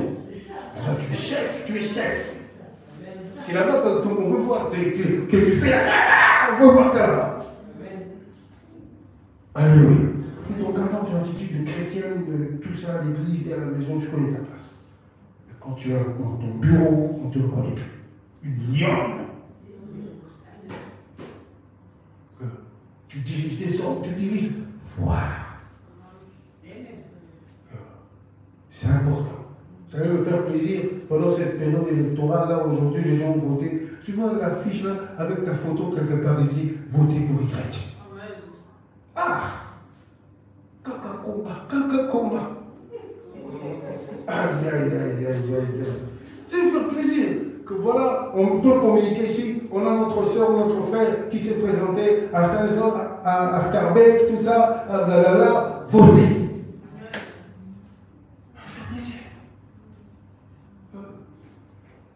Alors, rester les bras croisés, chercher des solutions, à tomber debout, ça sert à rien. Voir loin, très loin. Et quand l'Esprit, quand Dieu te délivre de ça, tu sais voir beaucoup de choses et comprendre beaucoup de choses. Le but, c'est d'améliorer certaines choses, tac, tac, tac, à changer, tac, tac, tac, encourager, tac, tac, tac, à effacer. Alors là, la parole de Dieu peut croître avec efficacité dans ta vie parce qu'il n'y a plus de blocage. Les dons spirituels seront opérationnels dans ta vie parce qu'il n'y a plus de blocage. Il avait un esprit supérieur, il est écrit Daniel, au-dessus de ses collègues. Un esprit supérieur. Il voyait loin. En cela, on nous rapporte que Daniel n'avait jamais eu des problèmes. Il a eu des problèmes, oui ou non? Peut-être même pire que toi. Toi, tu ne vas jamais connaître cette dimension-là. On peut te jeter dans la fosse au jour. Avec ta vie que tu mets là, on va trouver des maisons. On peut te prendre, bon, toi là-bas. Va dans une zone d'enfer. On dit, ok, aujourd'hui, toi, ta punition, c'est enfer. Qu'est-ce que j'ai fait parce que tu vas à l'église? Tu vas là. Non, je veux bien à l'église. C'est fini, moi, le christianisme, c'est terminé. Tu vas trahir Jésus devant l'enclume. Non, moi, en tout cas, pardonnez. Je ne veux plus. Modération, prédication, foutez-moi la peine. Ouais. Je ne veux plus aller filmer, je promets. Alléluia. Ils n'ont pas eu envie jusqu'à prendre la mort. On te balance dans la fosse là, dès que le lion te saisit dans ta gorge, tu te réveilles au paradis. C'est comme ça. Jésus a dit, celui qui aura honte de moi, j'aurai honte de lui. Celui qui perdra sa vie à cause de moi, qu'est-ce qu'il fait? Il la retrouvera. Et c'est ça le problème de notre temps. Que le Seigneur nous bénisse.